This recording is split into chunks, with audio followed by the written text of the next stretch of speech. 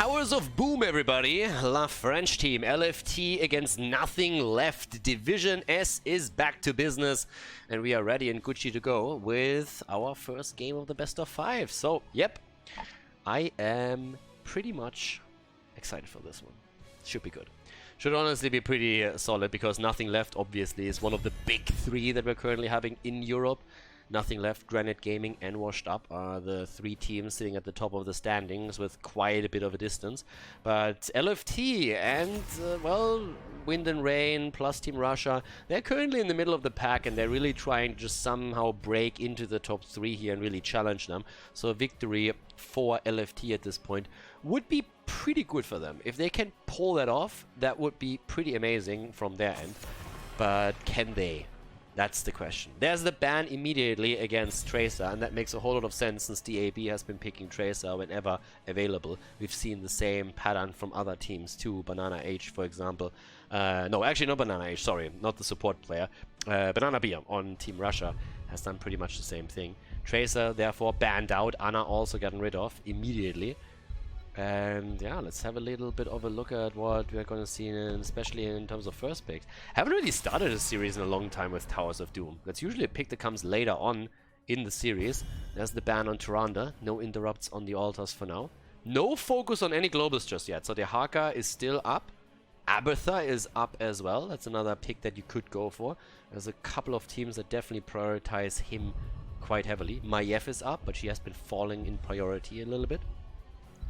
Enubarak is also still open. Another pick that we oftentimes see here. But yeah, what's going to be the ban? Enubarak, there we go. Okay, so the Beetle, they know he's unbeatable, and therefore he gets eliminated before the game even starts. Don't want to deal with all of those stuns coming out there. And the early pick into Li Ming. As DAB is just saying, alright boys, I got this, give me the resets. I'm going to carry this shit. Rumor has it that DAB has the biggest calves in the game of Nothing Left because he has to carry that hard. Zeratul for Dequaza. Is that the Li Ming with him? Are we going to get the Void Prison into Ring of Frost set up right away? Nope, we don't. Malfurion instead by Banana H. Still the Tyrael counter, obviously, against any kind of Zeratul VP play. And what are we having now with that? Could still play the Tyrael. I mean, one way or another, you can play him. We could see the Haka on the off lane. We could see Leo on the off lane. But yeah, today with a sub as well, as you might have noticed already, Pyke is playing. Who I honestly don't know. Maiev gets picked. Yeah, that's the thing with Black Kidney. The Maiev priority is a little bit lower, but as you might remember, previously I've said if you leave Maiev open against Nothing Left, usually they pick her right away, and Black Kidney just locks the hero down and says like, I got this. And so far, Maiev has definitely fallen priority, but Black Kidney still says, yeah, give me my girl and I'm going to provide here. There's the ban against Tyrael for exactly the reason that I mentioned previously. If you have that Zeratul there, then Tyrael is definitely a hero you don't want to have against you, because that sanctification can ruin your day. But that would mean that right now a ban into Jaina might be a good idea, because again, that Zeratul Void Prison into Ring of Frost lineup is pretty powerful, and it's something that we've seen a lot, and a lot of players are banking their entire hopes on. And there's the Jaina ban. You could try and play around it, I guess, but it's always a bit of a challenge, a bit of a risk. In this case, they don't want to risk that, and for good reason. So let's see what we have LFT picking instead. They still need some range damage, right? They don't have anything just yet. Jimmy is still up that you could potentially pick there. I mean, there's honestly still a ton available at this point. But yeah, if you want to go for an auto attacker, he would be one option. There's the Dehaka pick that we talked about earlier. So Diablo and Dehaka. And waiting it out with the last pick, actually. Trying to get the follow-up. They have now the Apocalypse into Void Prison, or actually vice versa. But they still need someone to really pack the punch here. And with them pushing that decision towards the last pick, they can actually react to what Nothing Left is doing right now. And that makes this quite a bit interesting here. So what is Nothing Left up to? Nothing Left goes for Imperius on the offlane. That's already pretty solid. And Polyboss on ETC. 2 heroes that could play main tank or off tank right now. ETC potentially now also with the stage dive, since the Haka is obviously on the other side, so you want to have that global option that would allow you to meet his rotation. So I'm pretty sure that Polyboss is going to use that. But I guess we're going to find out as the game continues. either way. We don't have Hanzo yet, which is actually really interesting, because he's normally a really early pick, and I was just about to say, Tobos takes him a lot, but there's Hanzo. Okay, so Hanzo is taken, and yeah, with that we're heading into game number 1, so let's see which team takes the lead in the best of 5 series. Game on, everybody! LFT against Nothing Left with Masquerade on Diablo, Tobos on Hanzo, Banana H on Malfurion, Kolios on Zeratul, and Quasar on Dehaka.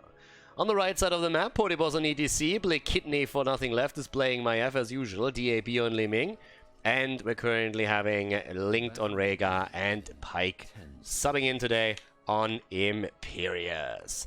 Time to shine, ladies. With that, we're having again the cleave build for Zeratul. That doesn't really shock. And yeah, the setup with the Void Prison into the Apocalypse, obviously. So, Divsion S, it's time to see what they can pull off here in the first game. And if Nothing Left, who are obviously the favorite in this particular series, can take this. Or if LFT is able to fight back against them. Already the block party on level 1 for ETC here. We're also seeing Rhaegar with a bit of an adjustment going into the Wolf Run here. Yeah, Wolf Run already taken on level 1. In the meantime, we're having, with that, obviously the option gone to go for the Totem on level 1 and level 16. So the synergy at least is not going to be something that he can rely on. There's already the tether against Masquerade as we have the aggression coming in. The power slide is getting dodged out upon. Masquerade with a run and goes down regardless. Nicely done. Very well executed, actually. And they get the second kill against Malfurion. So 2 down at this point in time. And that's an early start for Nothing Left to take the kills here. 2-0. Masquerade himself, usually fantastic on Diablo. In this case, just caught off guard a little bit. And already a little bit of a dampener against them here. But Nothing Left with that lead is now trying to also get a bit more momentum. And that results in them taking not only the pumpkin camp, but they're also looking what's happening towards the left side. Link even face checking the bush here. Potibos playing around it too. Having Zeratul still trying to get the experience in the middle of the wave, but they're already starting to look over to Tobos and see if they can maybe steal the pumpkin camp away. There are the globals to consider though. The Haka can already use his. ETC doesn't have a stage dive yet. I'm pretty sure that once he has it, has level 10, he's going to rotate towards the Haka lane. At this point it's Imperius' job to keep the one-on-one in play. But with level 10 we should see the stage dive and then a small rotation with this. Level 4 already with a Stormcaller here, so a bit more mana management that we're seeing from Rhaegar, giving up the healing totem for that. And again on level 1 also the Soul Shield for Diablo. Definitely a little bit more of a slowdown right now. We also have the pumpkins taken for the blue team, so it's pretty much an even exchange at this point. But the early game obviously was a bit of a shocker to LFT. But if that wake-up call worked and they are now fully focused on this, then that's absolutely fine too. Masquerade is still looking for potential wall stuns or some setups where he can help the team out. Zeratul always making those rotations into the middle so that with a cleave he's able to push the lane out. That puts a little bit more pressure onto Nothing Left because they have to try and mirror these rotations, since if they don't do that, those lanes will push into the towers and they're going to lose out on minion experience. And that's one of the most important things if you're playing in Wood League or anywhere else that people miss out on. They don't rotate towards the minion waves as they push into towers, and that lost experience will eventually result in your opponent taking a massive lead in XP. And if that then translates into a talent lead, you could lose an objective or an important team fight because of it. And that's literally one of the most important things that we're seeing from teams on the top level that they're trying to do. So 2 altars have been channeled out in the early stage from Nothing Left, so a slight lead already in points on the core from them. Generally speaking, we're having still that one-on-one setup between the Haka, who went into the tissue regeneration, and the one who collects here against Imperius. A bit more damage down here. Nice setup against DAB, but without any consequence. There just wasn't enough damage after we saw Masquerade and Banana H working well to lock him down in the roots. But there's no Jaina or anything, so the damage that comes from Hanzo wasn't really enough to kill DAB here, especially with the help that they had as well. Already. A little bit of a push down here, but in the middle, the 2 of them are still fighting. Camp taken. Pumpkins claimed. Level 7 abilities are in. And totally standard build on the side of Imperius, for example. It's all about the Valorous brand on level 1 and level 4 with the Burn, the Impure, and the Battle Hunger. And then the Holy Feather. Another kill against Banana H. Things are actually starting to become a bit dicey here. That's another kill against the blue team, and that's now 3 deaths on their end. Talking, by the way, about the talents, Holy Feathers, for example, something that we see in Europe pretty much as the standard on level 7. But when you look over to North America, which we actually started to cast a little bit more in the recent past, they are shifting into other talents here. So there's definitely still a bit of a difference between the regional meta that we're seeing, not only in hero picks, but also in talents that are being played. Cleanse still on Rhaegar as a level 7 talent, and it doesn't come as a surprise that DAB, after heading into Dominance on level 4, also adds Calamity. I mean, still the talent to take. That's another discrepancy, for example, where on NA we now see a bit more often orb builds, or, well, orb talents taken level 4 and level 16 and letting Dominance go. That talent was obviously changed in one of the recent patches. So it's the missing health that is now being added here, but it still adds a lot of the sustain here in those fights, and that's exactly what DAB is trying to capitalize on right now with those resets. Once again gets the damage out, but the orb at least doesn't connect. Shots are fired, and that at this point equalizes the score when it comes to the kills. Everybody down at the bottom, and it's a 5-man attack on both, and we're having once more Masquerade in a little bit of trouble. Sprite is trying to go in with a quick lunge and connecting the stun here. Dequaza, on the other hand, in trouble. The slide on ETC and the kill as Rhaegar goes for the bite and goes straight for the jugular. Nicely done, good kill. Dehaka down, 4 kills against 0, and level 10. Nearly in the grasp of nothing left at this point. So they have the lead, but they haven't really taken an advantage yet when it comes to the objective. But obviously, thanks to the pressure with level 10, they could try and see if they can maybe convert that bottom bell tower already. And yeah, they're trying to make the play for Masquerade, and he's in trouble. And professional circles, we say he's fucked. He goes down, easy kill, completely isolated, didn't see that trap coming, and how could he? Everybody just hiding in that little bush there, and that's an easy kill, especially since he's not even fully stacked, which is honestly luck for him because the death timers are still so low. It takes a lot more time to complete the stacks again with the souls than just simply waiting for the revive to happen. So with this stat, we're having immediately the push towards the pumpkin camps again, but now it's 5 kills against 0, level lead still. No talent advantage on the other hand. And we're having them moving towards the 2 altars that are currently spawning here. There's the Void Prison and the Apocalypse, and that's the big boy setup that we're obviously going to try and see, or we're going to see the LFT and try and execute here. Malf hasn't made his choice just yet. And the question is just simply, are we going to see after the Void Prison also his ult with a quick silence and the Twilight Dream here? Channels are about to happen. Rhaegar's the one that is able to get it nearly through. Kolio's on the other hand. There they come. Void Prison used against Rhaegar. They try and get the heal before he gets the heals out, and that's successful. Double kill. Down go Li Ming and Maiev. Both of them dead. Imperius still on the move. He's a little bit too late here. Can he at least get the channel through? ETC might be able to provide a little bit more distance, and he does, and the channel is interrupted. That's a double altar for them right here. Nicely played by LFT. 4 shots fired already. They connect.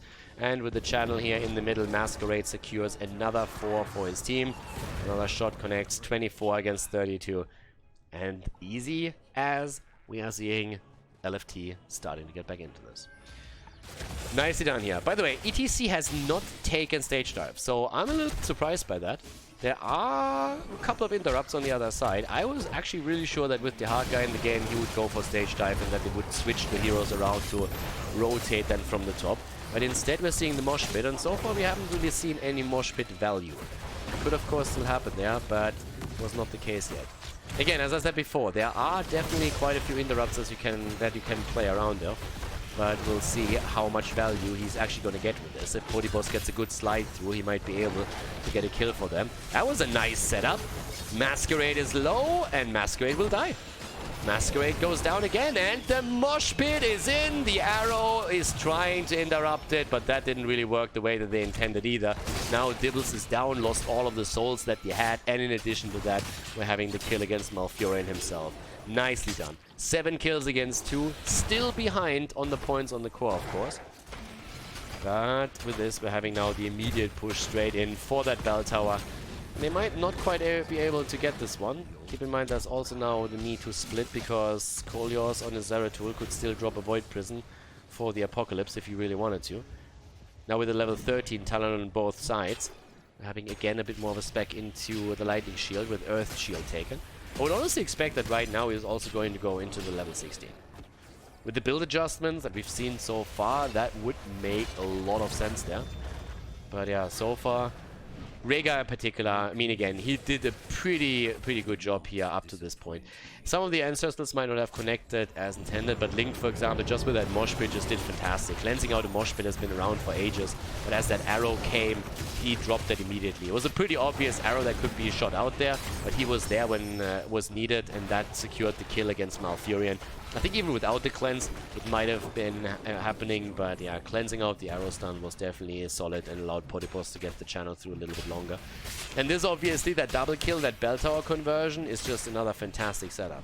20 points against 28, but now we have 3 shots fired thanks to the pumpkins that are moving through here. And that puts them at 25 versus 20. And also, look at the experience alone. That's a 2-level advantage nearly. That's going to be a kill against Imperius on the other hand. Pike goes down. Rhaegar was by no means close enough, but they're trying to go for the fight regardless, and they have honestly a chance to win this one. Ancestral is in. There's the... Oh, that didn't work out at all.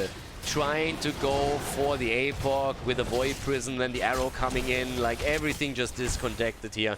But they still might get... Oh, Khaldor's nearly dying. 90 HP for him. Again, the attacks right there, but in this case, no win for the blue team. They have everybody up at the top lane now rotating them away. With a level 16 on the opponent's side, there's very little to do. Imperius will be back as well. And actually, we're seeing on 16, a little bit more of a damage setup here with the Hunger of the Wolf. So, Rhaegar gonna go for the big bite here, as we have a triple altar phase up. There's the root against Maiev.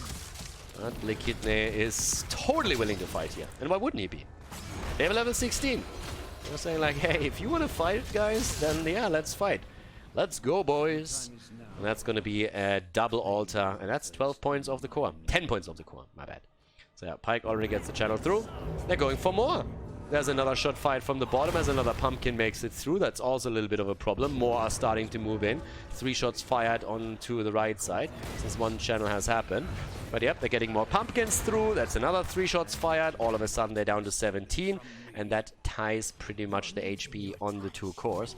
And with that, we're now having the move down to the bottom where Blekidne is saying, alright guys, let's get another 5 while we're at it. That puts them down to 12. And they really capitalized on those 16 talents and that big advantage that they had here. And they're still holding the control at the bot lane. They are still holding the bot lane control here through that bell tower conversion that we've seen previously. Nicely done there. And yeah, with that, we're now also having still the rotations around here by DAB. Trying to get a little bit more poke in. Tobos is sitting at the side. They're trying to flank. But they're playing this pretty safe. Again, these guys have been around for a long time. They played in HGC for a long time. And they know what they have to do here when they don't have vision. When there's no vision on the opponent's team. And they're willing to fight here. They need to... Oh, Topos! Dude, careful. Void Prison is still there, so you need to be cautious. There's the VP. There's the APOC. And the stun connects against 2. Arrow comes in. Rhaegar still alive. Ancestral comes out against Blekidne. And it keeps him alive. Quasar, with the burrow just barely staying alive there himself, but then comes the kill from Li Ming, who takes aim after ETC uses the mosh pit, and Blekidne with the Vault of the Wardens keeps himself still in play as Pike is joining the fun, trying to go for another connect with the lunge here. Everybody's still able to top themselves off at the fountain, and they are looking pretty powerful there. 12 points against 17, bot lane still under control, 5 bell towers against 3, and we're looking at another altar spawning in the middle of the map. That's not the only thing that keeps spawning. 20 seconds and we're going to have the siege camp back, so we're going to see those pumpkins reappear. With this we're having also level 16 talents obviously now on both sides, but 10 kills against 3 pretty much tells you how this game so far has been going for LFT. That's the flank at the side, DAB. The damage, the combo, they go for Masquerade, here comes the cage, and that's the end of 3. Down goes Hanzo, Diablo, and Malfurion.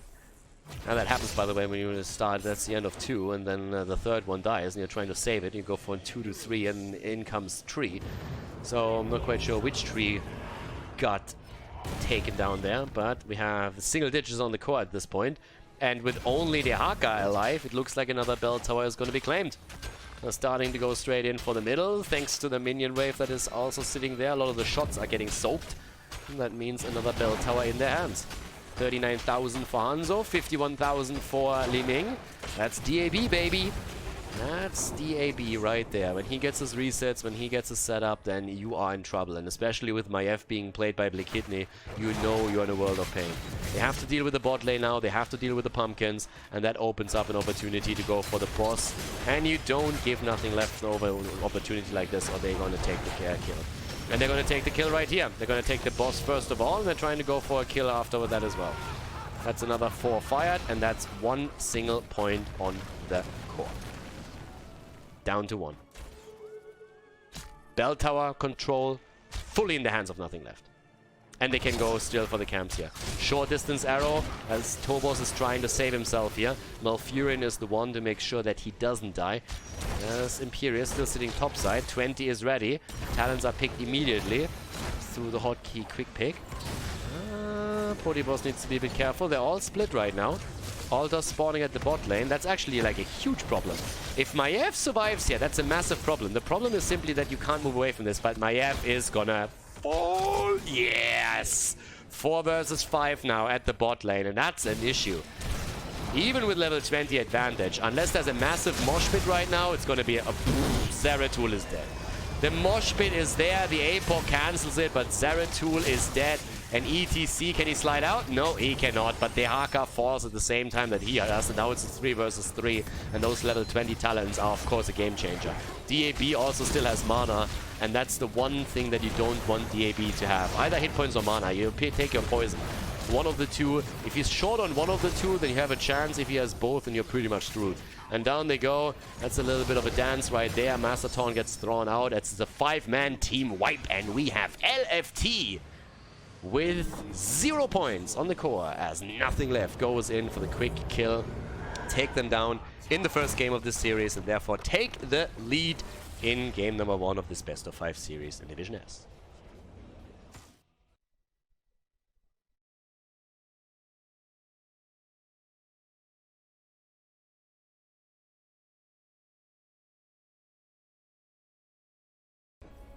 Game number 2, everybody! Second game, LFT against Nothing Left, and Nothing Left has the lead here. So, let's check out what's going on with this. LFT obviously going to try and come back, but the last game spiraled out of control for them a bit. Now it's Volskaya Foundry, which means we might see a ban against Rexa after the Tracer ban.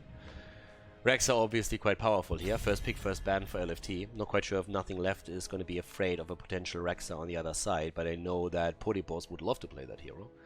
So we'll find out if that's going to happen for them.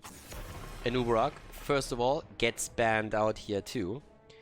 And yeah, with that, again, my eyes are on Rexa. I want to see if Rexa gets banned here. He's a good hero in Volskaya Foundry and has been played a lot by Nothing Left. So the chances of him getting either picked or banned are pretty high. The question is just who is going to make that setup happen. So with that said, let's see. We have, first of all, Zeratul. Alright, they're banning out Zeratul. I actually don't really think Nothing Left would have necessarily gone for that. Maiev is still open too, which is another thing, of course. But now the big question, what? There's the Ana ban. No Ana for Banana, because when Banana has Ana, then Banana's Ana is pretty strong and can take you down quite easily. My first pick right away, and I would expect a bit of a Rexa party here. Yeah, for sure.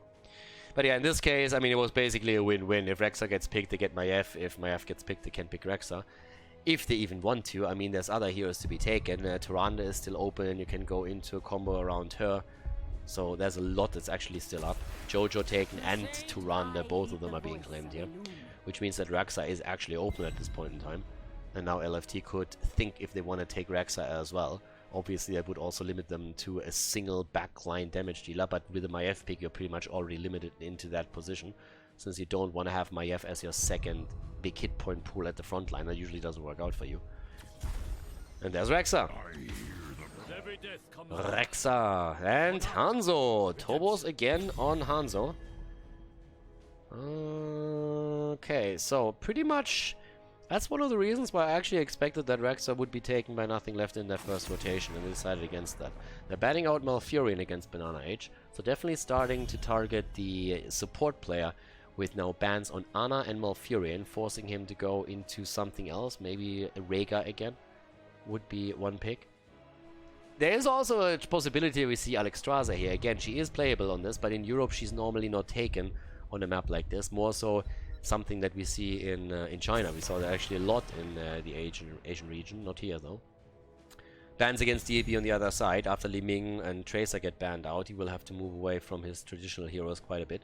But shouldn't really be that big of a problem for him. There's still plenty out there. I mean, we've even seen a couple of Cassia games, even though I don't think that necessarily fits here. Don't get me wrong. But here is usually a hero pool that definitely allows him to get that extra damage in. And ooh, Kidney with Gul'dan. Okay, against Rexa, that obviously means you also get a lot of stacks together. There's Leo for Pyke. Pretty good setup there. Horrible skin on the other hand. I don't even mind the Space Leoric, but I honestly think that this one is not really the best right there. The red one, more so. White one is okay too, but this one is like, oh god, no, don't get me started. But yeah, All-Shell Swiffer is obviously the preferred skin to be taken here. If you have the Janna in the house. Ice Giant is pretty cool too. But yeah.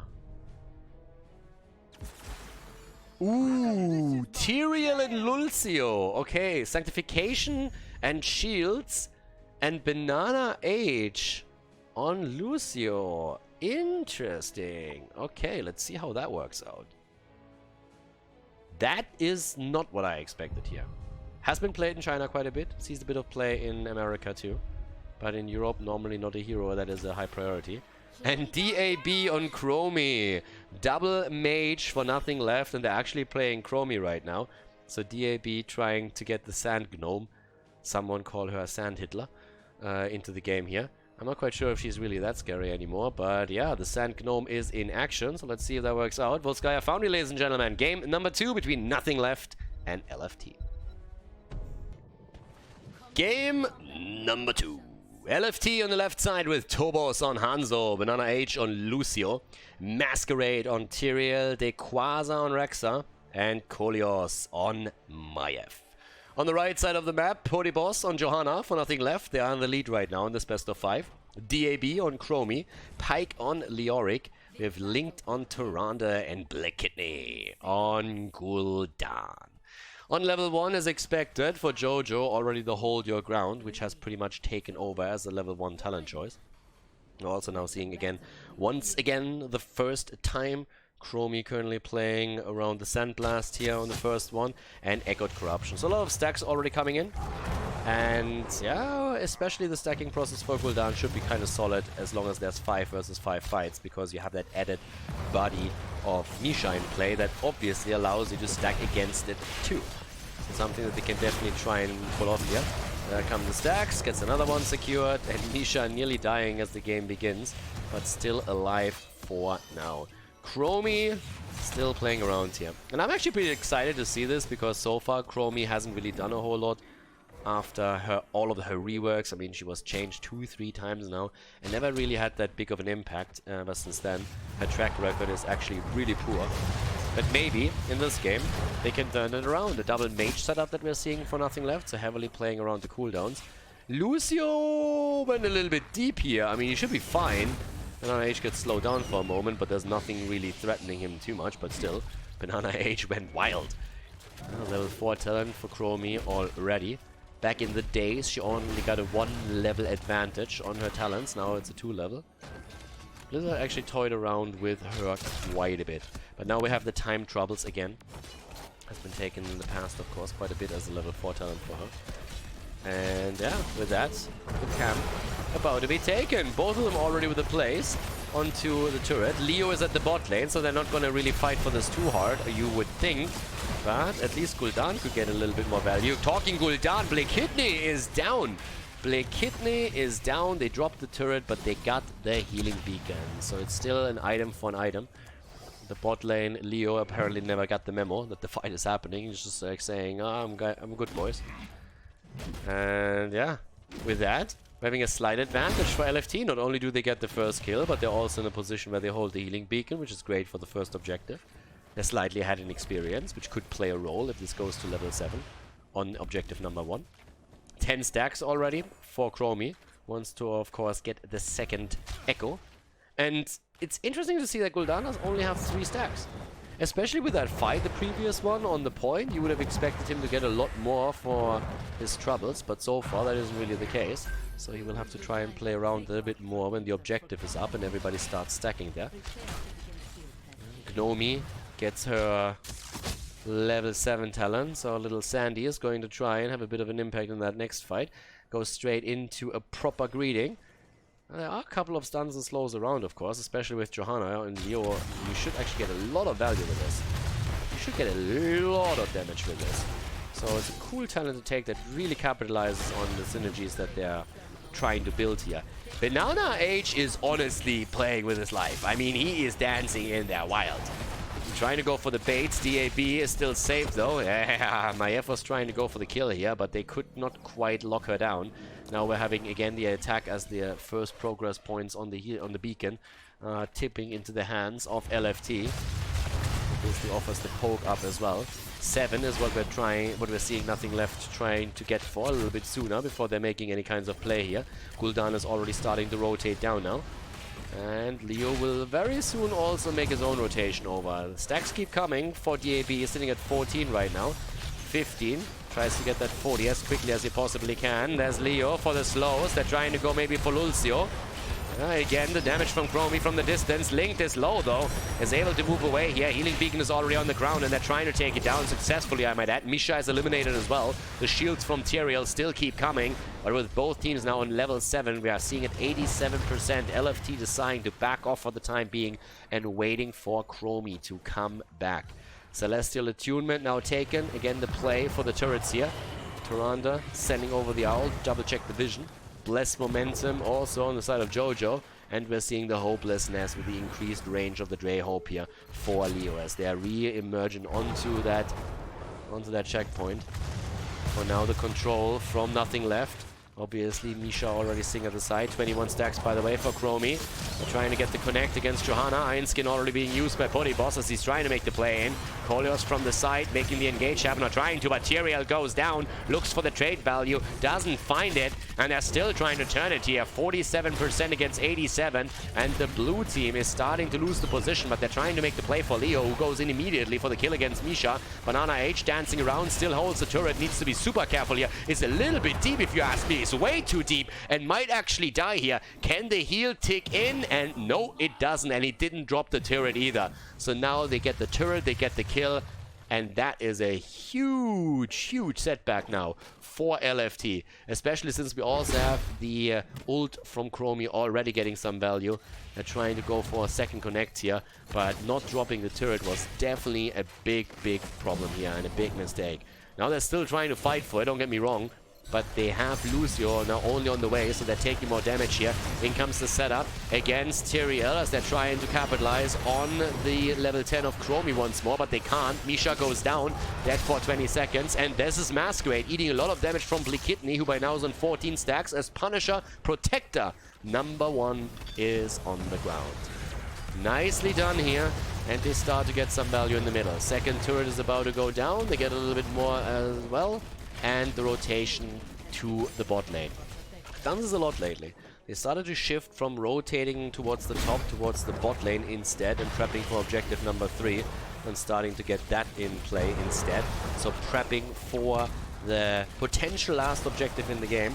Rain of Destruction being used here. Yeah, we see that ult a little bit more these days after Blizzard changed it. And this is just fantastic because it pretty much eliminates all of your chances to set up a proper defense here. Fountain goes down, exactly as you would hope if you're on the attacking team here. And already Gul'dan playing around the cooldown again. Needs to be a bit careful here though. Misha went in and nearly, didn't really get killed there, but the kidney was rather low still. And they're trying to get more damage in against the fort itself. But now both of the team... High five? The fuck? They went for high five. Okay. I am more than curious what's happening here. We are actually seeing high five on the side of Lucio. So he's going into the cleanse. Interesting. The extra heal and the cleanse. They're trying to make that work. It's obviously quite low cooldown. Tyrande goes down. DAB also attacked, and that's a double kill. That is a double kill right there. 3 kills against 2. All of a sudden, LFT is ahead when it comes to that. But we honestly have high five for, I think, the first time in Divsion S. Never seen the talent before, to be honest with you. That's actually insane. So you get the cleanse and some extra heal. The cool thing about it is you have a really low cooldown. So per ally, 15 seconds. So, I mean, again, it depends a little bit on where you use it, when you use it. But still, with this, you have a nice heal that you can use. And it can be pretty situational. But I'm honestly curious to see how much Banana H is going to be able to pull off with this. So, yep, getting the high five here. We're having at the same time, again, on nearly even talents, even experience, the fight for the healing beacon. No turrets in their hands, though. And it seems like this one is going to be given up because the turret has been attacked down at the bottom, and indeed that is the case. Timeout for Chromie. 18 stacks. Oh, is that the kill? Well, it's at least the stun. Lucio already moving in, and damn son, Lucio is eating a lot of damage here, but actually survives for now. So, nicely done. Yeah, Chromio, of course, with the time loop is also not quite too happy about that pick on Lucio's end. That can counteract that too. I mean, it's not like we are not having enough stuns already. There's a tons of slows out, there's less shields coming, there's Tyrande stuns, there's Leo on the other side, so there's definitely a lot coming your way that Lucio can capitalize on, and the heal is also another nicely added bonus. Nearly completed level 4 quest on Rexa's side, by the way, which will give him and Misha an additional 25 armor. So that's another one that's absolutely awesome for you. Still seeing down at the bottom of the map. I mean, so far it's really just the lead through the structure kills. That's the quest completion. The Quaz is going to be happy about that. 13 versus 13 now. Both teams on even talents again. Which means that we are also now seeing, well, on the side of Gul'dan with the health stone. Maiev still waiting with the pick. There's again the attempt to go for that stun, but Chromie. Timeout saves her for a moment. Linked, on the other hand, gets tethered back in, and he's down, and Chromie is also dying here. Ult being used on the side of Gul'dan.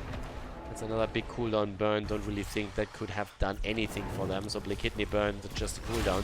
But he's not going to get back anytime soon. And LFT is starting to take a solid lead here. And they're also, wow, they nearly got the kill. And they get the kill. Yeah, the Maiev tethers, they are coming through. And that's now a staggered death, of course, as well. A cooldown missing. And a fantastic opportunity for the blue team to take the top of the map, take the next objective, and maybe set themselves ahead in structures, because they already have taken the lead in experience. 14 against 13. Easy for them now. Should actually be able to grab that protector pretty much on the back of the last fight taken here. In comes again. A little setup here. Good damage from Chromie for the time being. Doesn't have the second Sand Echo yet, by the way.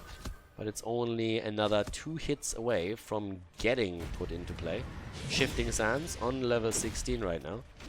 Slight lead here for them, but 51%, and they're starting to make the fight for it. 27 seconds until Reign of Destruction is back. And that can be used in such a setup for sure. So now again, Banana H has to boost away. Well, there's the push straight for that turret.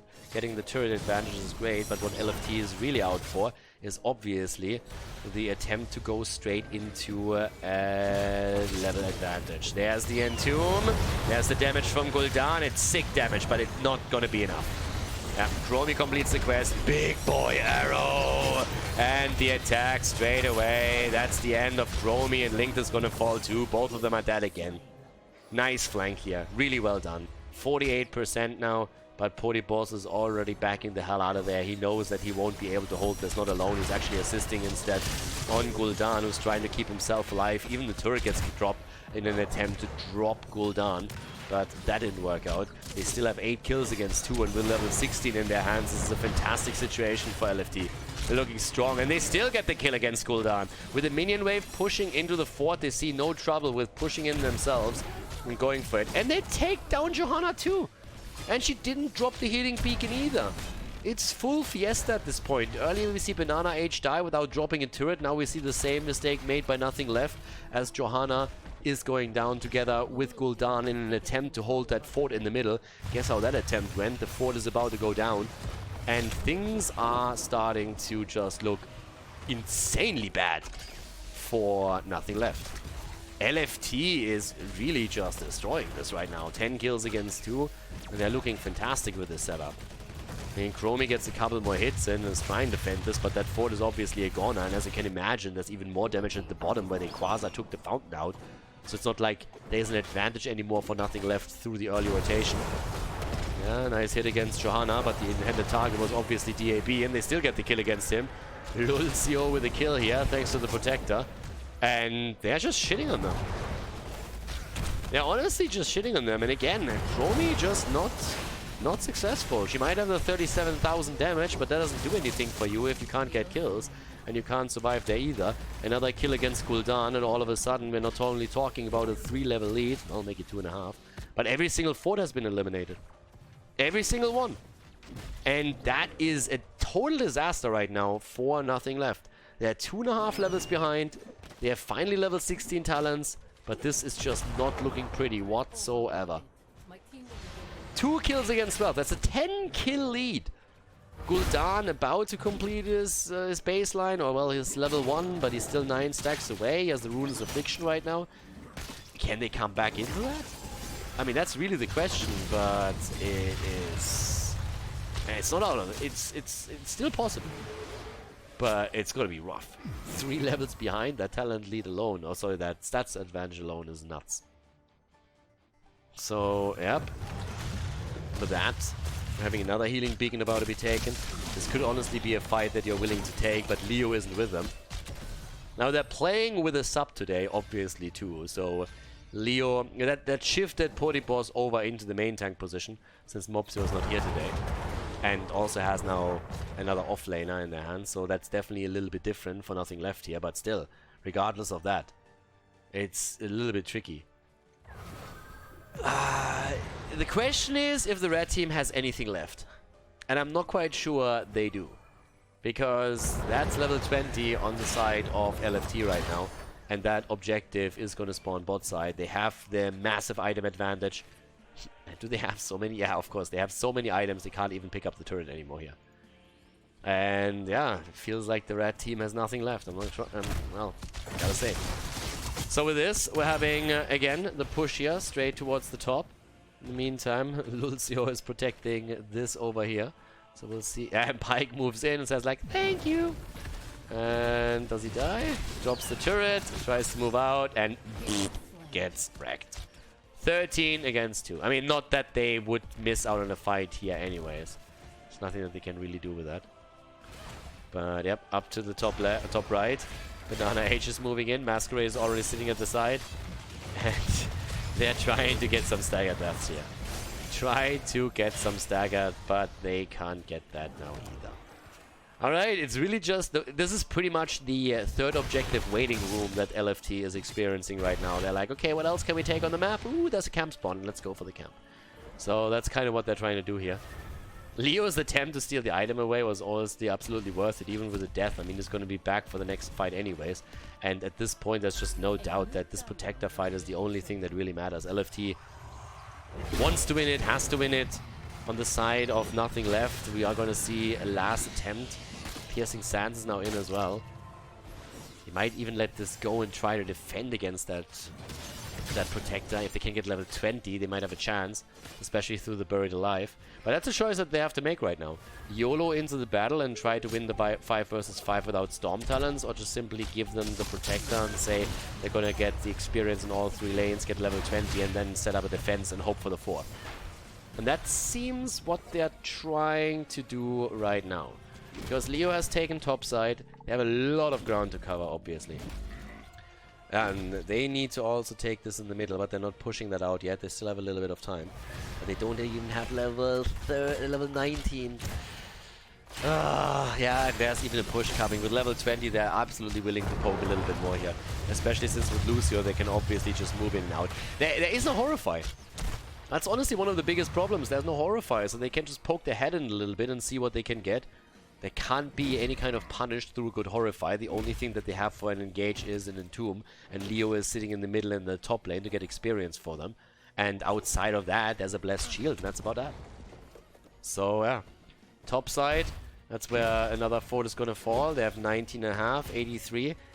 It's close, but they need all the experience they can get right now. Yeah, and especially that particular minion wave here has to fall. Someone's sitting already in the middle. 19. They're gonna get it just for the defense. It's gonna be there. Level 20 is gonna be there.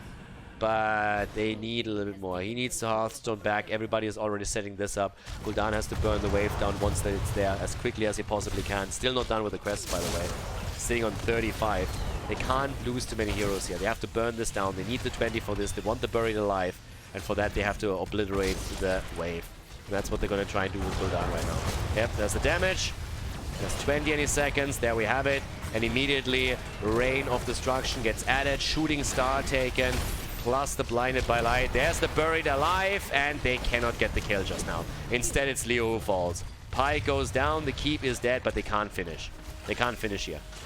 Yeah, that Punisher, the Protector, is nearly down. Protector's nearly down. Kolios is also incredibly low. There's the Rain, just making it safe place. And ooh, Banana H nearly falls. Chromie is dead, though. Can they actually end here? They go for... 5-man wipe as we have LFT going for the victory in game number 2, and they tie this series easy peasy. The Frenchies of the victories that would get successful against nothing left on both Skya Foundry, GG, and well played.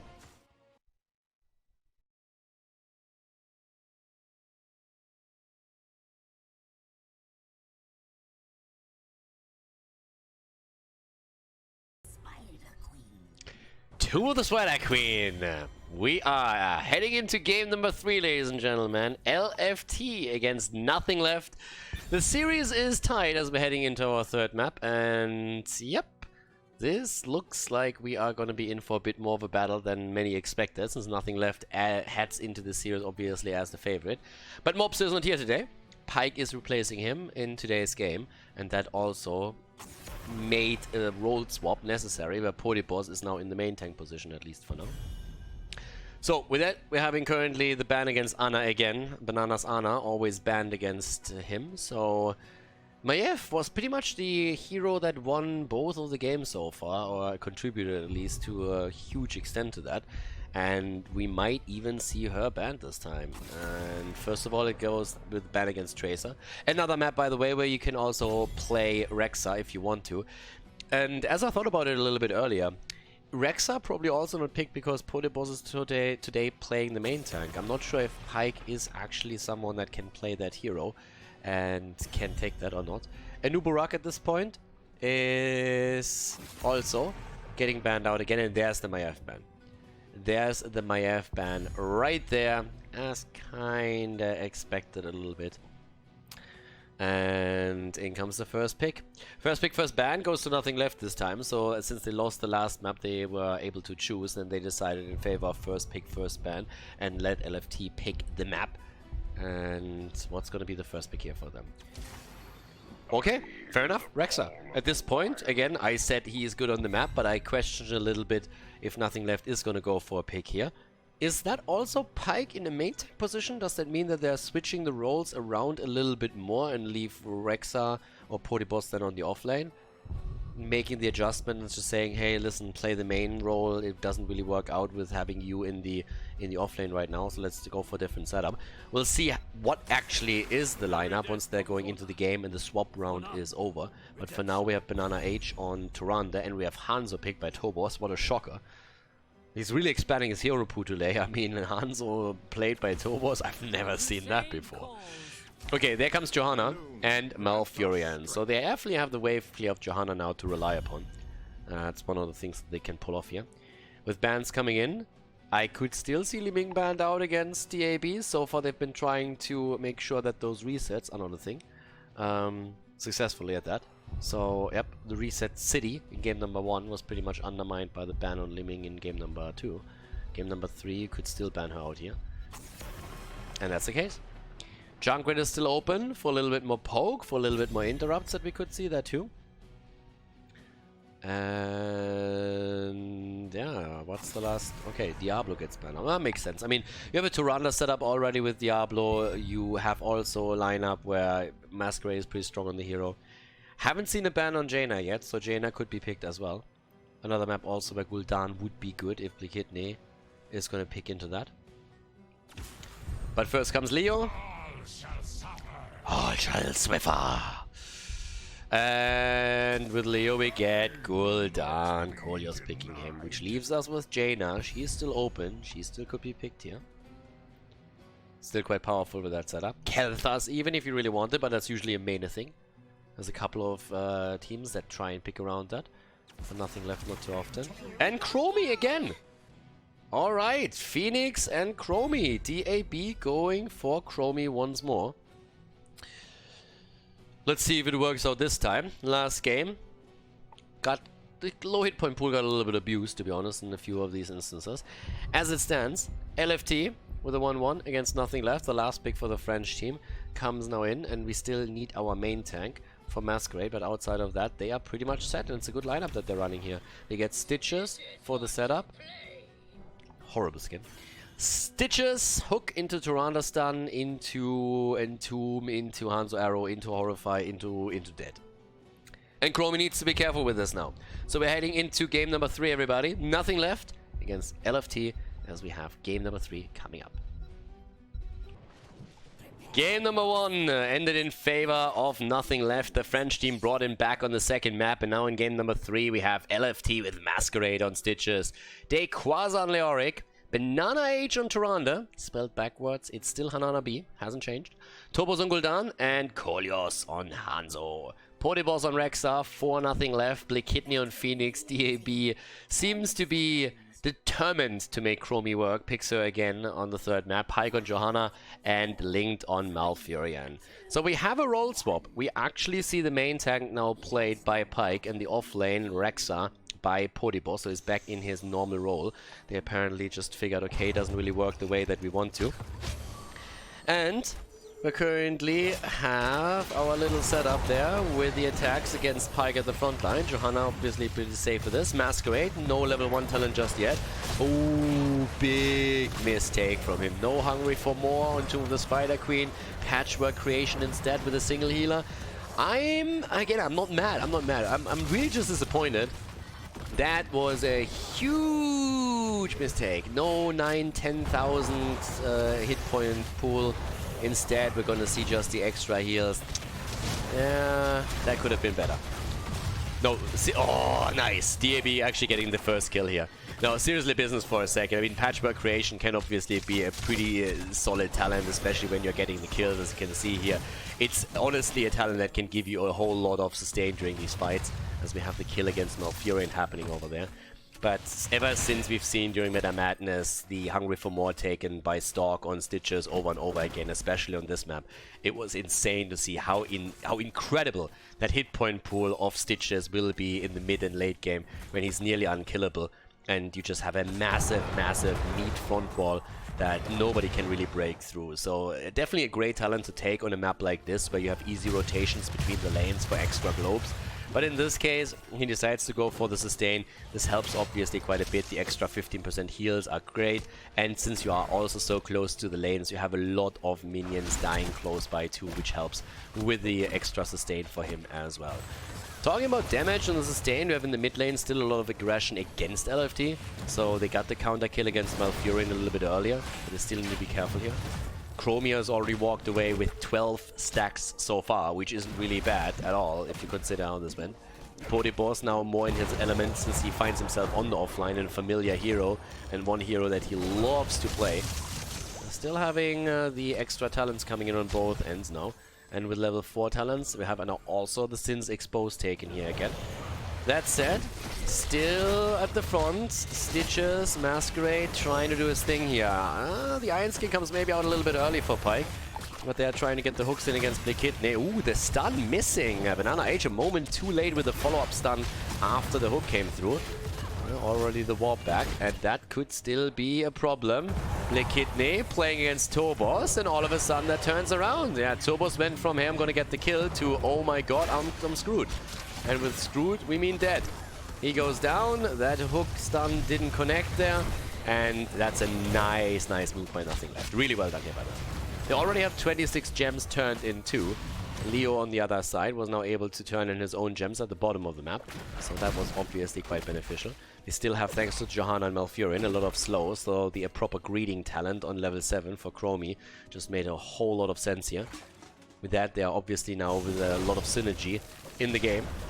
And we're also having at the same time the stacks coming in for Rexa's level 4, trying to get that extra armor that we talked about in the previous game on Volskaya Foundry. That looked weird. What happened to Tirana's stun? Am I insane? Didn't she throw a stun out? Chromie didn't get affected by it. Stun didn't connect either because it's still sitting on 1. I might have had a little bit of a blackout there. Maybe there's something wrong with my eyes, but I thought that thing looked pretty much like it connected, so not quite sure. But as it happens, it didn't. At least it didn't count. And therefore we have now the setup, because I didn't see Nature's Cure there either. I don't think they had level 7 at the time. But either way, Chromie survives. Masquerade, then again, might not. Gets a little bit more devour through, and that's a kill. There we go.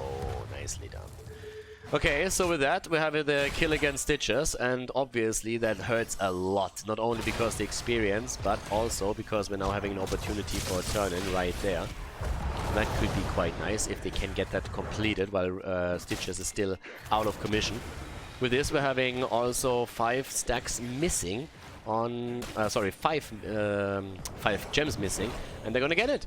Yep, Tirana missing the owl, and there we have it. Red Web Weavers are going to descend soon for the red team. Nothing left with the opportunity to take the lead. There's again the setup. Ooh, Blekidne nearly getting murdered there. Yeah, these setups are quite tricky.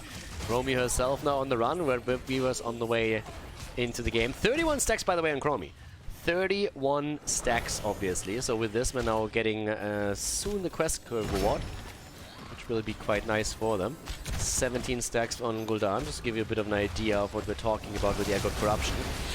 Masquerade is a little bit far out, eats quite a bit of the damage here. Obvious, ooh, another hook, another stun, and Pyke gets completely hit by that. The problem is that they have a tough time dealing with that Web Weaver right now. And that fountain is very likely going to fall too. More damage coming in as Banana H eats the entire combo pretty much. Masquerade trying to defend the fountain, he falls, more damage onto him, and they are really just on the back foot right now. They are honestly just on the retreat the entire time. Pyke with Johanna, so far looking pretty solid here. Blekidne might have to warp out. And here comes the attack against Tobos, and that's the kill against Hanzo. Hanzo is dead, and all of a sudden we are seeing DAB just getting mass value out of that Chromie pick that didn't work out whatsoever in game number 2. Now the quest is completed on level 1, gets the extra Sand Echo out. We have 4 kills against 1, nearly level 10 for them. They have also eliminated a couple of the gems of their opponent, and are obviously now in a setup where they can maybe, with level 10 abilities, get the second turn in. 20 men turned in already, 27 in their hands. They need a few more until they are able to get a turn in, but that shouldn't really be a problem. Salvo chosen, especially of course after the Unleash the Boars and the Condemns with all the slows, he can capitalize on that. We're also having now enough gems, well 4 are missing, until we could see that additional turn in. And with level 10 just not there, not even close, half a level away still for LFT, that should work out. Play for Hanzo, and that's a kill. Sacrificing the Blessed Shield here too. In hindsight, it wasn't even needed, but still solid work there. And now they can go for that turn in if they really want it. Level 10 abilities are ready for LFT, but since they are missing Hanzo right now, the control is still in the hands of Nothing Left, and they are trying to use that to get the turn in from Blekidne. Needs to be a bit careful. That Putrid Bile is there. There's the salvo against 3. Blekidne is going to die. The question is, are there counter kills? And the answer is yes, there are. Gul'dan is down and Leo is in trouble. Banana H is already on the run and he is completely isolated. Banana H is going to fall and they're going to lose the 8 gem that he holds currently.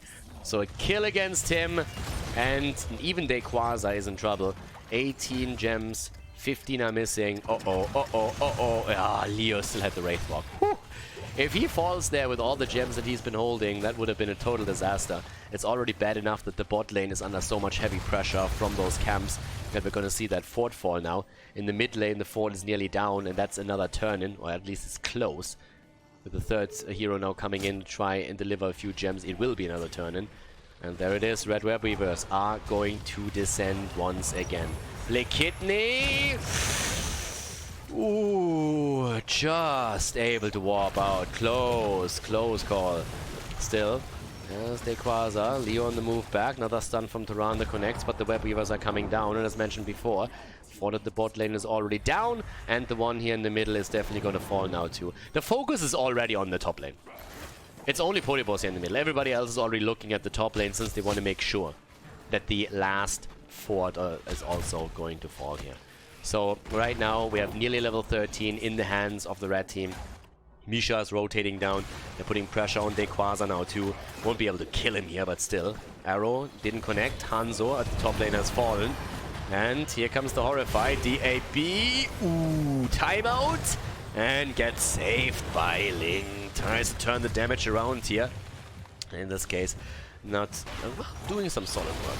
Bot lane is still getting pressured in the meantime, but up here to the top, it looks like they're trying to go for another kill against DAB, but they can't. Masquerade, 25 gems. 25 gems, and he dies. If they can zone it out, yep, there comes Tyrande. They're trying to go for Banana H now. Can't quite get that, so good job by Banana H, getting at least some of the gems back. Down here at the bottom, Polyboss gets attacked, and Tomb hits him hard, and they might get the kill. They should get the kill. They will get the kill. Might take them a second or two, but he is going to fall.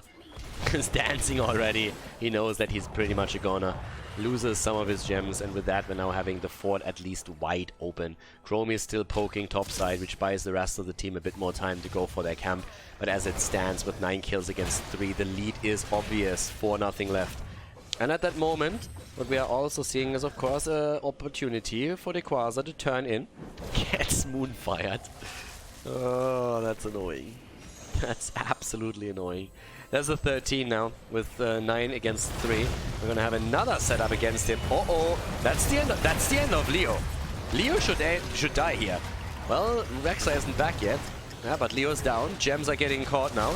They're trying to get the gems. They have them on Banana H and on Masquerade, most of them at least. The counter kill against Johanna, that's something. Whoa, Banana H has survived with single digits AP, and Gul'dan is dead. So is Phoenix though. Kill for kill the entire time here. They're trying to get the kill against Masquerade, and that's the end of Stitches. That's 35 gems now gone. 35 gems are down. They're trying to get a kill against Leo too. Won't be able to take him down here, but he has taken a serious amount of damage in that process. And that was solid. Seriously well done by Nothing Left. They were fighting for a long duration of that battle in a disadvantage when it came to numbers, and they still were able to make the play here.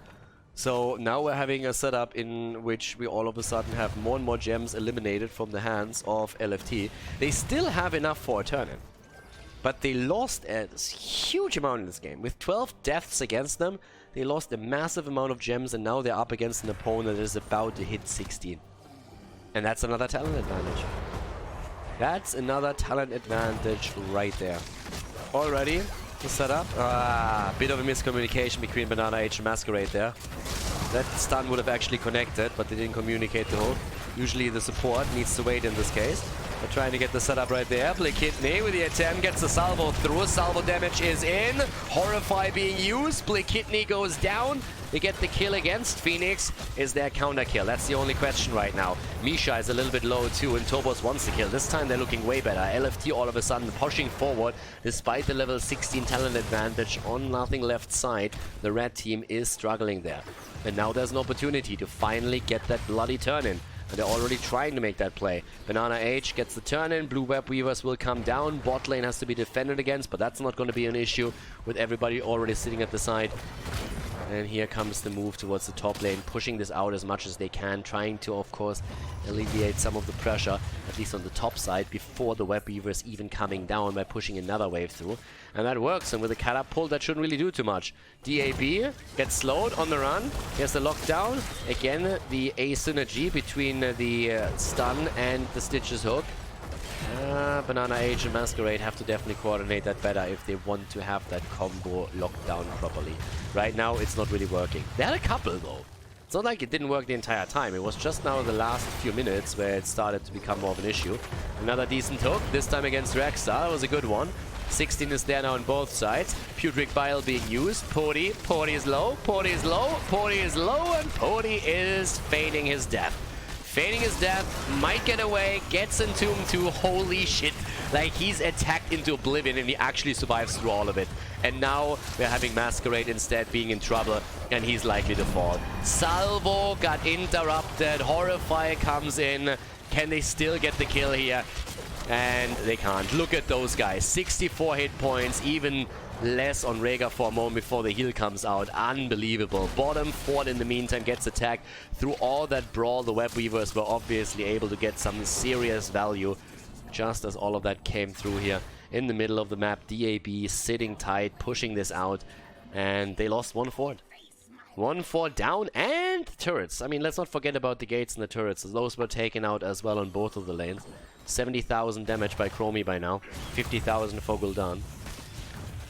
But yeah, insane battle. And no one died. Like, no one bit the dust in the last fight here. Could still happen, of course, but they quasi... Oh, now the N2 maybe can come out. There's the stun, and that's perfect. Pike goes down. Pike goes down, and that's a lot of gems. But Misha is ready. And now Podibos himself holds 51 gems. Thanks to Misha, who recovered all of them. Can LFT make the comeback here? They got pretty much dumpstered on at the early game. Now they're going for boss, and with a turn-in through Rexa, what we could see here is a traditional exchange. Turn-in against boss. Likely to happen here, honestly. And yeah, they know that they are the boss. They definitely know, so it's not like this is a secret to them. They're gonna get the turn-in right now, and the only idea behind this is we're gonna get the turn-in, you take boss, and then we're gonna trade the defense for a defense against the boss for the defense against the Web Weavers. That's pretty much what's happening here. But now things are starting to get a little bit tougher for the red team.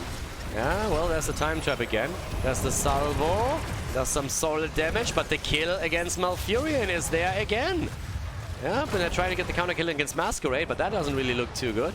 All of a sudden here at the top, boss against Web Weavers. Leo is down in the meantime. They're still pushing through the middle and they're ignoring the boss. They're absolutely ignoring the boss. They're saying like, yep, we don't care. And that thing is nearly deleted. They're trying to get a keep. They're trying to just trade the top fort that they just sacrificed for a keep in the mid lane and a bit more damage down at the bottom. And currently they're pushing this out. It's 4 versus 4 right now. 4 versus 4 with the incredible Chromie pokes just the entire time. If they can solidify these kills, that would be all that they need to do here. Masquerade was already low in this case. Pike, oh, the hook against Chromie. The hook, and that's a dead Chromie right there. That's 10 gems lost too. These hooks that Masquerade has been throwing out lately, they are doing solid work. Again, oh, the Entomb, perfect. Absolute perfect. Pike goes down again. The problem is the keep at the bottom of the map is also falling. Tobos can't save it. They lost the keep. One keep down, one already, well, opened up and attacked too. So there is definitely a structural lead that we're seeing for nothing left, but they're starting to lose more and more heroes. They had a fantastic opening into the game, but the last few team fights have not gone their way. Not at all. They need level 20 right now, nothing left that is, and they need a bit more momentum here for themselves. But the red team is now going to face another objective, because with all the gems that LFT still had, I mean, again, they lost a ton this game, don't get me wrong, but they still have enough for a turn-in. And they're going to use that right now to get those Web Weavers onto the ground again. Level 20 is there though, which means that we're now seeing the kill command. Big Hidden just waiting it out with a bit of beast-stepping here. Piercing Sands are there, Indestructible, Serenity, and the Unconquered Spirit. The rotation down to the bottom of the map, trying to trigger it so that they can attack it before the Web Weavers come down, and the timing just doesn't work out. Does not work out. So, with that, we're having again the push to the middle. Both of the teams, by the way, on 20, which gives us, you guessed it, Buried Alive. That little attempt here against Misha with Hanzo using his arrow for the play again didn't really do a whole lot for them. But it's all about the defense right now. Bot lane isn't a problem. The catapults alone are going to push that out eventually, because it's one spawning in every wave. It's more so about the middle. How much value can LFT get here? Can they get a key? That's the question. And the poke is there. Again, you got some wave clear, but especially Johanna will have to commit if she wants to get the wave clear. Timeout already used by DAB to block that hook. Well, that wall is nearly down. They're going for the Web Weavers again, and that one is nearly eliminated. Top lane, that's where Phoenix is currently doing his thing, and trying to make sure that that keep doesn't fall either. Web Weaver in the middle is about to be taken out. Up to the top, it looks pretty solid as well. And that looks like a pretty easy defense for nothing left. It's the bot lane that we're focusing on right now. Web Weaver still has a few hit points left, not too many. It's all about the hook again. And of course, Quasar with a Buried Alive, which is one of the reasons why I was staying there. Doesn't throw the Entomb out just yet, is a little bit cautious about it. Damage gets in, poked the entire time from DAB with the double sand echo. And there's the hook, and it's only Misha. They only get Misha here. And the fight is starting. Mouth with the ult, and there's the salvo again from Blake Kidney. The damage comes out, and Kolios is about to fall, but jumps out barely. Hook against Blake Kidney. But the Unconquered Spirit, nope, already got triggered earlier. Phoenix is down. Can they get the kills though? Leo is so... Everybody is so low. I mean, Hanzo nearly died, Leo nearly died, but they just can't get the kills. And here's the indestructible proc on Johanna. There's the kill. Finally, the helping hand is keeping Gul'dan in play though. And with the Iron Skin, we're seeing at least Johanna moving away again. It's a kill for a kill, but an unbelievable setup here. And in the mid lane, the catapults are just homing in onto that keep and likely to get it. Well, actually, as I say that, Pyke comes in and takes it down. So it actually is still in play. Top lane has to be pushed out too. That's more gems in their hands, 30 against 28. But that game is all of a sudden a lot more even than expected. Structural advantage goes to nothing left. They still have the keep destroyed at the bot lane, so that is going to pressure continuously. Shambling horror on Stitches. And yeah. It's all about the next few fights. And it's about the Entomb, honestly. The Quasar, if he lands that, if he gets a good one, the arrow comes through, that's an easy kill. LFT is looking for victory here. And they should. After the last game, after they took the win there, they definitely have proven that they can take it. The hooks keep coming, as we're seeing Masquerade throwing out some blind hooks, trying to see if he can maybe land a lucky one here. Win the Heroes Lottery. Top lane gets pushed out, okay. Tanks are already connecting right here. It's still a while away until still a bit away until we're having both of the teams with another potential turn-in. Pyke ate a shit ton of damage. He ran fully into the Echoed Corruption here and goes down. Pyke goes down. He took the entire Echoed Corruption damage, and now we're seeing DAB die too. That's a double kill, and that might even be game. Honestly, if they can follow up with another kill, keep in mind he has Buried Alive still. That should be a kill. That's a 3-man!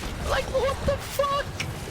That's 3 down, that's game! They can simply move in the middle, take it, and go for core, what the hell?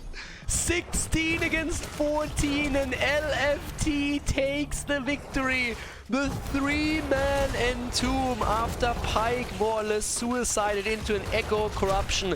He didn't have his 20 anymore. He moved in and out of the Echoed Corruption and just followed the entire value and died to it. And now the 3-man Entomb ends the game as LFT takes the victory against nothing left on the third map, Tomb of the Spider Queen.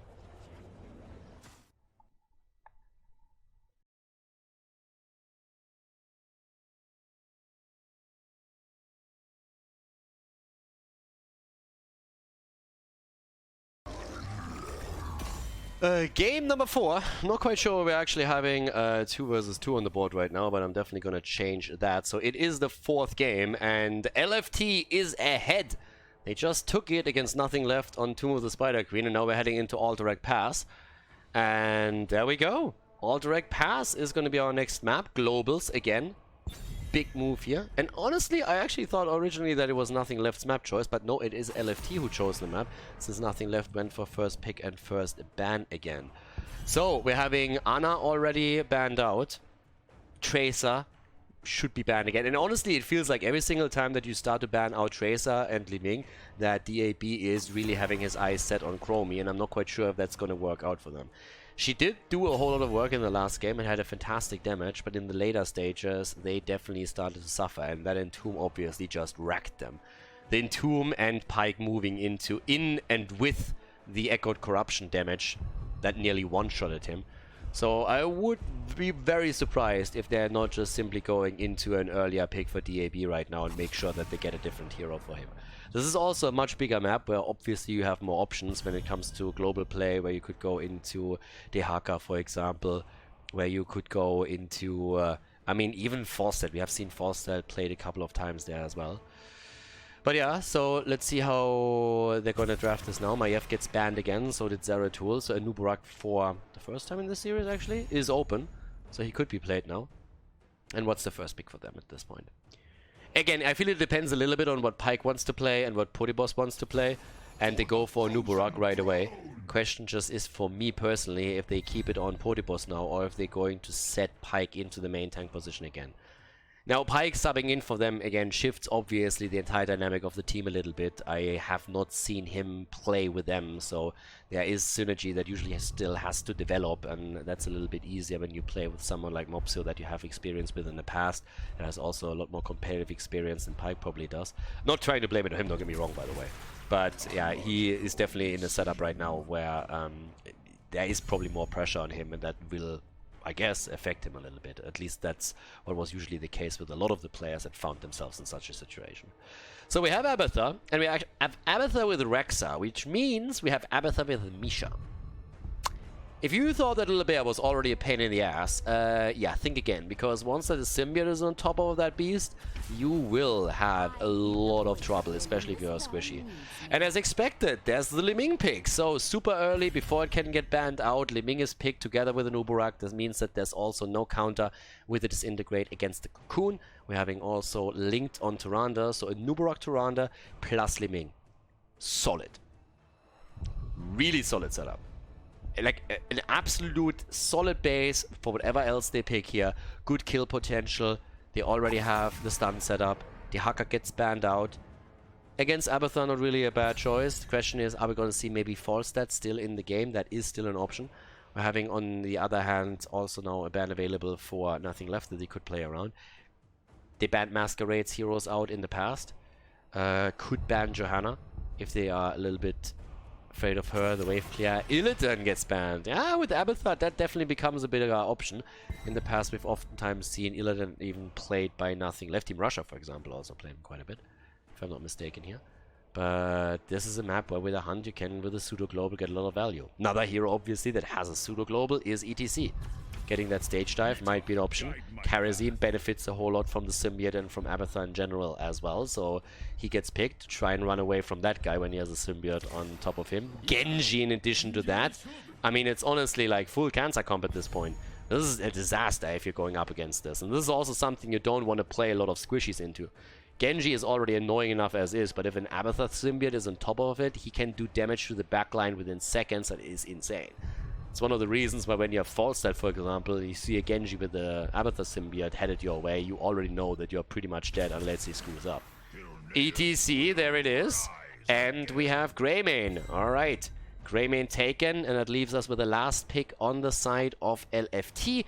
We're currently still waiting for Masquerade's hero to be picked. Frontline. Mirrodin with Abathur. That would work. I mean, honestly, at this point, he can pretty much pick whatever he wants. At that point, this is nuts. Anything that provides you with a stun, a little bit of sustain is fantastic here. Dibbles is also open. Tychus! Rexa main tank. They go into a Tychus pick. Like, what the hell? No additional tank? Masquerade and Genji? What the hell is happening right now? All direct pass, nothing left against LFT. Ladies and gentlemen, let's head into game number 4 of the series here in Division S. Alright, game on. LFT with a 2-1 lead here. I'm still trying to wrap my head a little bit around that Tychus pick. I'm honestly at this point thinking if he maybe even mispicked and wanted to go for Tyrael here, because that is definitely not what I expected. LFT with Masquerade on Genji, Banana Age on Karazim, Tobos on Rexa, playing Misha in the main tank role, Dequaz on Abathur, and Kolios on Tychus.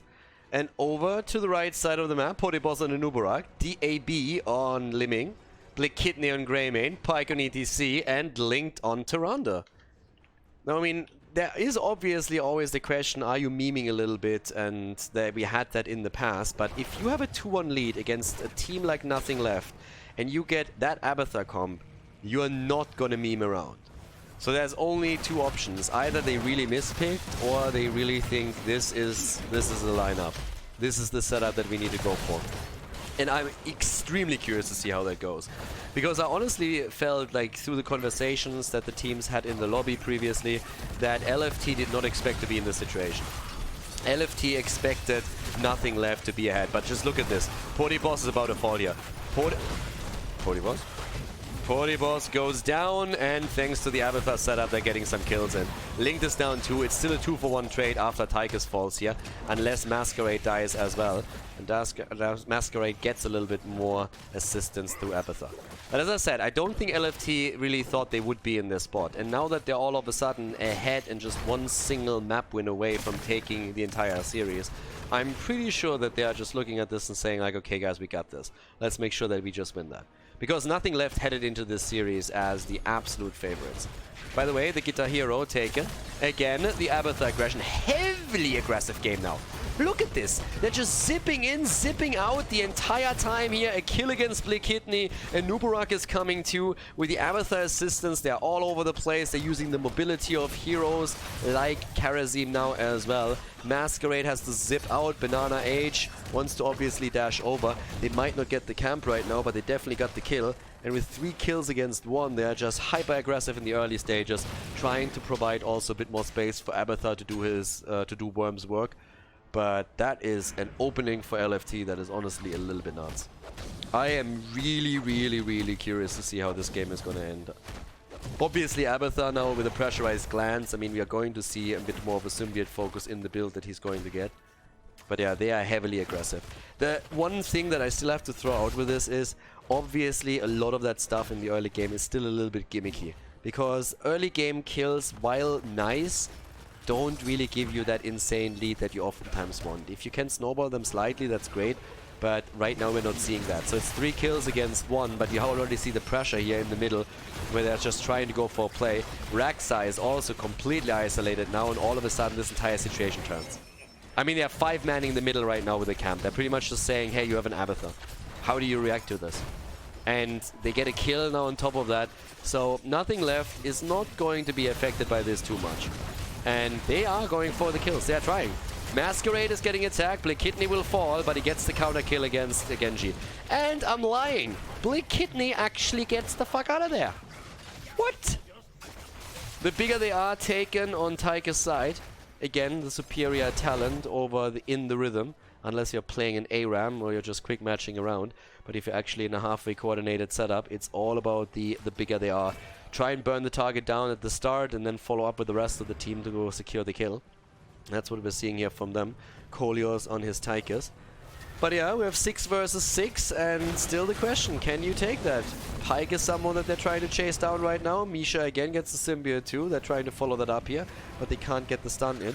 Their prisoner camps are already there, and Boss has actually started to sniff that out a little bit. Goes in for the smell test, sniffs around the camp, doesn't get anything, and they're going for the fight again.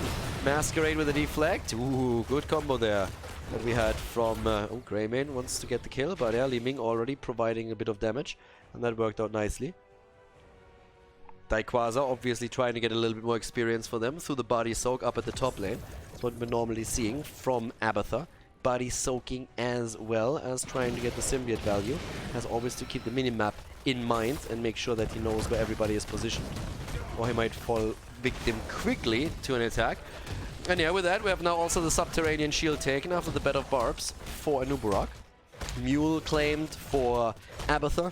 The only hero in the game that still holds Mule. Everybody else doesn't have it anymore. Honestly, I can't even remember who else had Mule. I think it was Tyrande, Malfurion. I mean, there was a bunch more, don't get me wrong. But I think those were 2 of them that had Mule at some point. But yeah, Blizzard removed it from every other hero except for the slug. The little slugger still adds value. And now with level 10 getting a little bit closer, that's obviously where Abathur shines a bit more.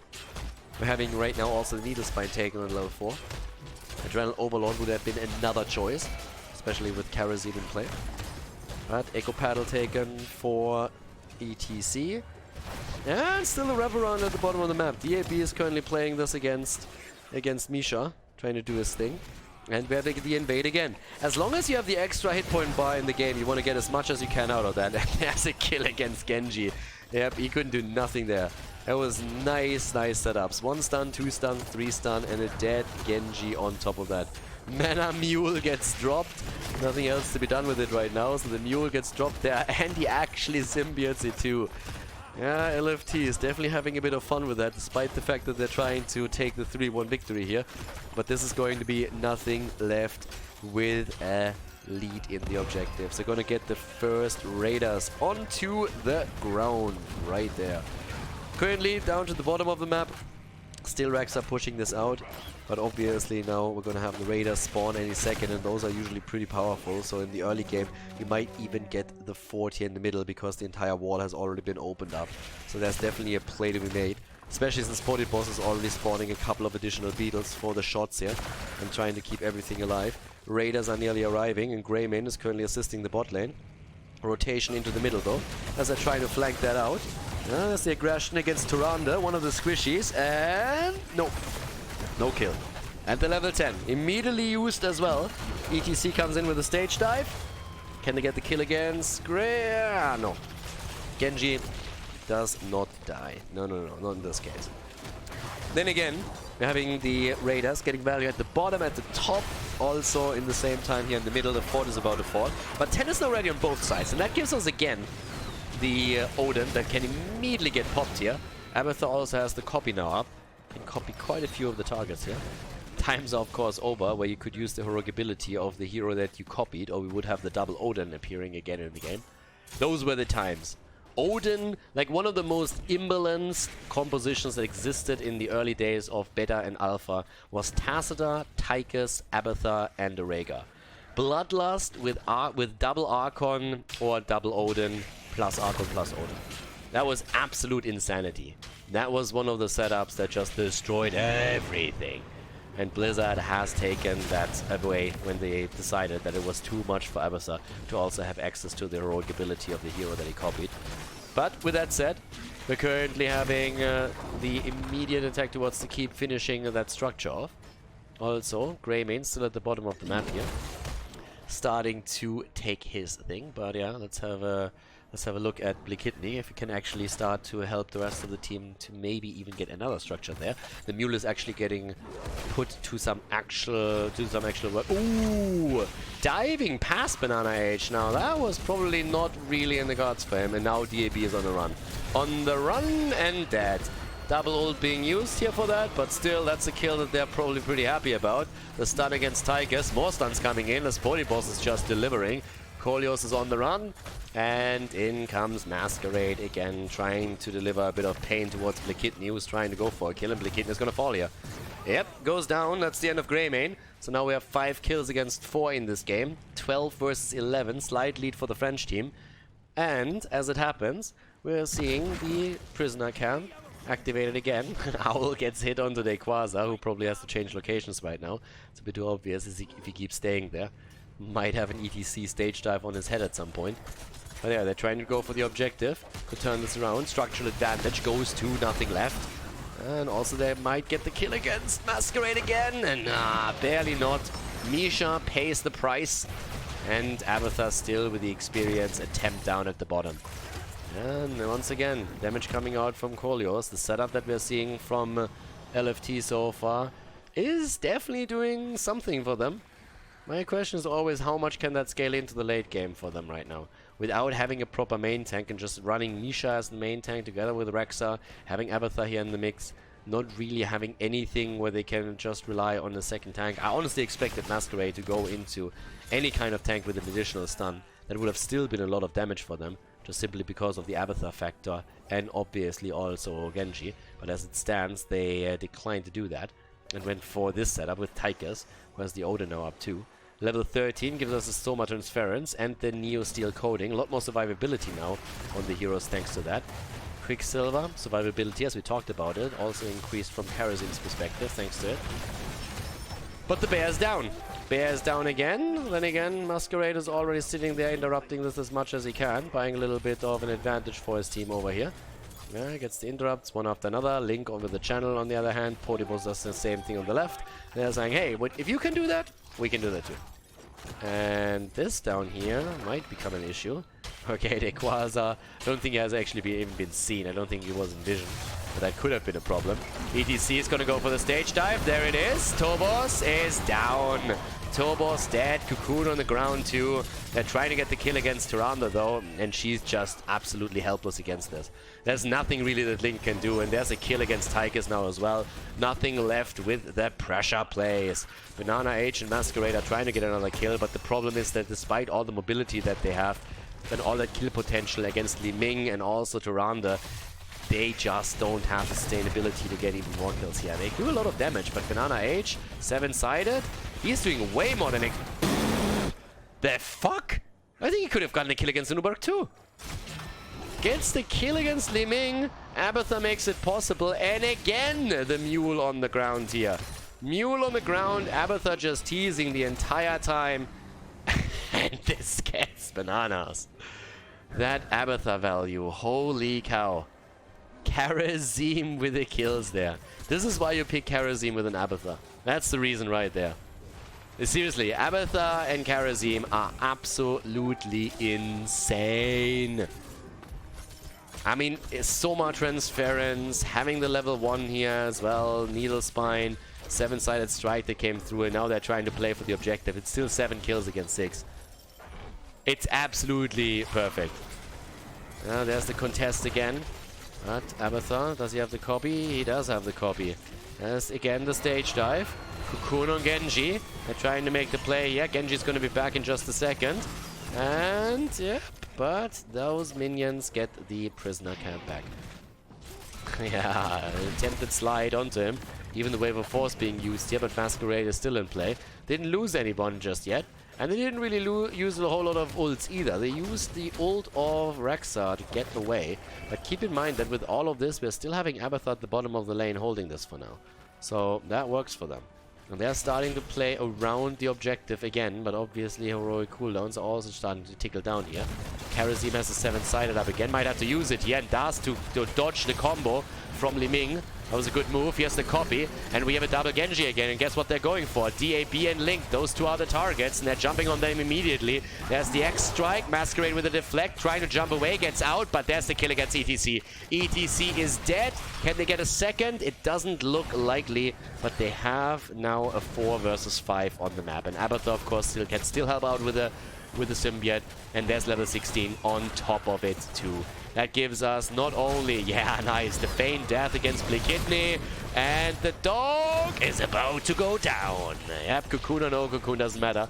Masquerade is probably a little bit tired of getting cocooned all the time here. They go for Podi, and the stun from Link saves Podibos. But that objective is finally in the hands of the blue team. They get it. Adrenal boost also now. There's the cleansing touch. And things are starting to look a little bit dire for Nothing Left. They have held on to that structural advantage for a long, long time, but now it's starting to become more dangerous. The problem is really that both Li Ming and Tyrande have massive problems staying alive against the Abathur, Genji, double Genji combo with Karazim on top of it. They are nearly helpless. There's nothing really that those two can do, especially Tyrande. And once that she's down, that's your support gone, so it's a huge problem for them right now. And look at this, they're going aggressively around the side again, they're looking for targets that they can take down. What are they actually doing here? They're waiting for the rotation. There it is. It's a full 4-man though. Top 4 is about to go down, they're jumping in again. And yep, the immediate ult by Link. Link knows what's coming. Every single time this happens, they are on his ass. And he knows it. That's the main reason why they immediately made that play. I mean, the second Link sees them coming, he pops the ult and he's just trying to get the hell out of there. That has been the play the entire time, because he can't do anything else. It's just literally try and survive, and if he survives, they have a chance. If he dies, they are pretty much toast. So, Ford at the bot lane on half HP, Ford at the top lane has been destroyed. Similar situation in terms of structures right now, 9 against 7. And again, they're trying to make the play here, and as usual, the Cocoon on Genji. Masquerade is only playing 50% of the time that everybody else plays because the rest of the time he's Cocoon. The rest of the time he's actually Cocoon. 16 is ready for both, and that gives us obviously Epicenter, which is insane. That gives us also Mirror Ball, it's also insane. Executioner is pretty much in the same vein. And the aggressive shredding too. When you look at the damage output, by the way, Genji has 33,000 damage. Liming has 39k. And the Mule, Mana Mules all over the place. I mean, he is muling this up the entire time. Mana Mule comes down, just teasing and taunting the opponent here. And just saying, like, yep, what you gonna do with this? They're waiting for the cooldowns again. Abathur has his one up. There's another one. That is not gonna work. I have no idea what they're doing here, but where I come from, we call it the suicide. If, well, then again, these two are not here, and Pyke is gonna stage dive it. Yep, that was a little bit too close. So they're trying to rotate down. Can they hold this long enough? I mean, there's the Abathur head on Misha. There's the boars being used. They actually get the boss. They actually get it. Alright. Yeah, that was actually a smart move. Initially, I thought it was a total suicide mission, but I didn't recognize that we actually had 2 heroes at the top lane and not only one. And with that, that was definitely a nice decision made by Nothing Left here, realizing that the 2 heroes on a map this big would need a lot more time to rotate down. And without the kill against ETC, that worked out nicely. So that was actually LFT.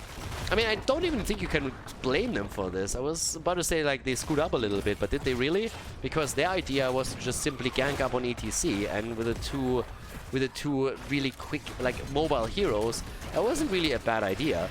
The problem is they didn't really account for Nothing Left just simply jumping onto this. Talking about jumping onto shit, they're jumping onto this, and now we're having Pyke already in trouble. There's a Cocoon against Odin. That feels weird. It always feels weird. Blake Kidney is low. Can they get the kill? And indeed they can, and Tyrann is about to fall too.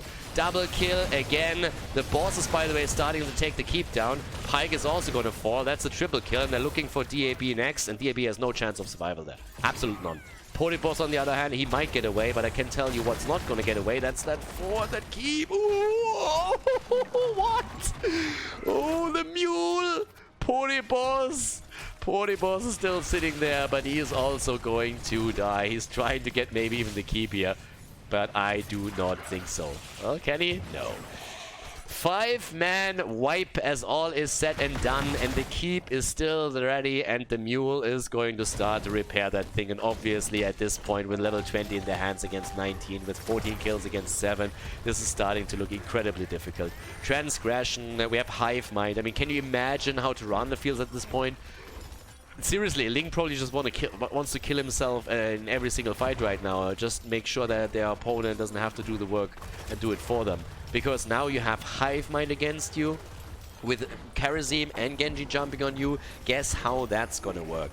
And there's jumping around, trying to take a couple of camps in the meantime. That objective is going to be in their hands. Mule is going to get dropped over and over again onto the bottom keep until Abathur heals it fully up. And without level 20 talents, this is an absolute disaster right now for Nothing Left. This is really just insane. I mean, right now, there's another mule coming down. They have all the time. The lane is totally pushed out, as you can see here, too. So now the raiders are going to come down, or the cavalry, and that is just nuts. 20 should be ready for Nothing Left for the defense, but still, this is really tricky.